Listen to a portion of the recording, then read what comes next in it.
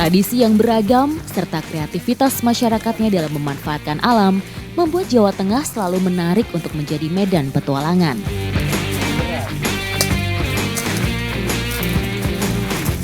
Setiap daerah pasti punya potensinya masing-masing. Seperti di Desa Bangunsari ini ada salah satu potensi yaitu lebah hutan atau bilangnya apa Pak di sini? Tawon alas ya Pak? Ya. Nah ini tapi untuk mencapai ke lokasi yang kita tuju tidak mudah. Saya harus meniti tebing yang terjal dengan ketinggian kurang lebih 10 meter. Ikuti jejak saya, jejak petualang. Butuh tenaga ekstra untuk mencapai lokasi sarang lebah. Tebing yang terjal dan curam membuat saya harus sangat berhati-hati dalam melangkah agar tidak tergelincir.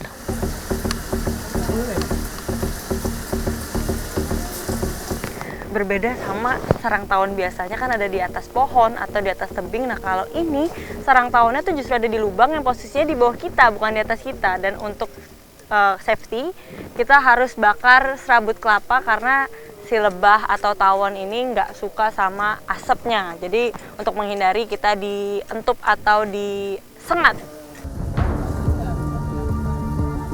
Mengikuti proses pengambilan sarang lebah seperti ini membuat jantung berdebar. Saya harus bertahan pada posisi duduk yang benar dan senyaman mungkin karena sarang terletak pada ketinggian. Salah bergerak bisa membuat saya terjatuh. Butuh kesabaran untuk mengambil sarang lebah kali ini, karena jika terburu-buru resikonya sangat tinggi. Jadi ternyata gimana Bapak tahu di situ ada sarang lebah? Jadi sebelumnya Bapak udah ngikutin lebah yang terbang. Jadi diikutin sampai ketemu, ada beneran itu. Aduh, banyak banget Pak. Apis cerana memiliki ketahanan tubuh yang kuat untuk berkembang biak dalam kondisi geografis di Indonesia. Habitatnya berada di ketinggian 700 hingga 1000 meter di atas permukaan laut. Lebah madu satu ini memiliki karakter menetap di satu tempat yang aman. Biasanya bisa kita temukan di lubang-lubang kayu, celah bebatuan, atau areal yang tertutup. Madunya tumpah ke tangan manis.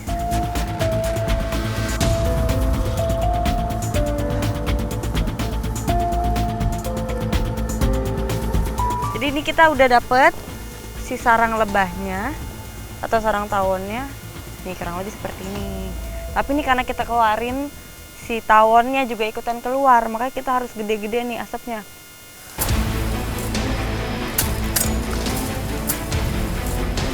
Bagi warga di sini, aktivitas pengambilan madu sudah dilakukan secara turun-temurun. Meski sering memanen sarang, namun kewaspadaan dan kehati-hatian tetap harus diutamakan.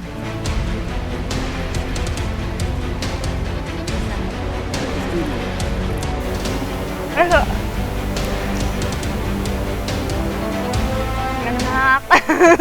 enak,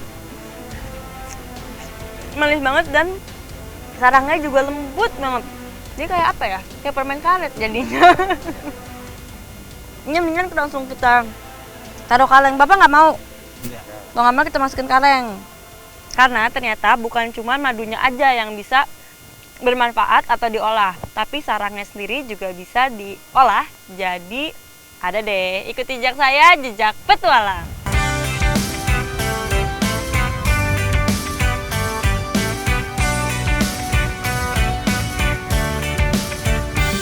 Ternyata selain si madunya sendiri, sarangnya bisa diolah dan dimanfaatkan jadi hal-hal yang bermanfaat. Salah satunya adalah menjadi lilin seperti ini. Lilin lebah dihasilkan dari polimer sarang lebah. Produk ini dihasilkan dengan cara mengekstrak sarang lebah. Pembuatannya mudah, sederhana, dan sangat ekonomis. Hanya dengan perebusan dan penyaringan.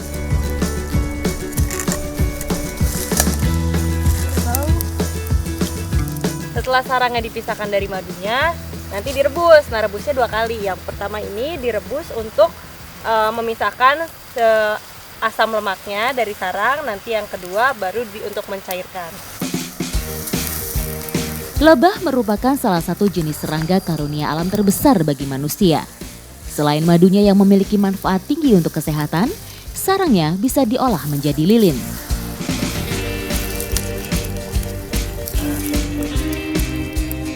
setelah rebusan pertama, rebusannya ini harus disaring. Nah, terus nanti karena di bawah ini tuh kita udah siapin air dingin, jadi nanti antara air dan juga lemaknya itu akan terpisah. Nanti yang direbus lagi itu adalah lemaknya tapi tanpa air. Selanjutnya, sarang lebah yang sudah mengeras kembali direbus. Cairan lilin kemudian dicetak dalam ruas bambu yang tidak terlalu besar dan panjang.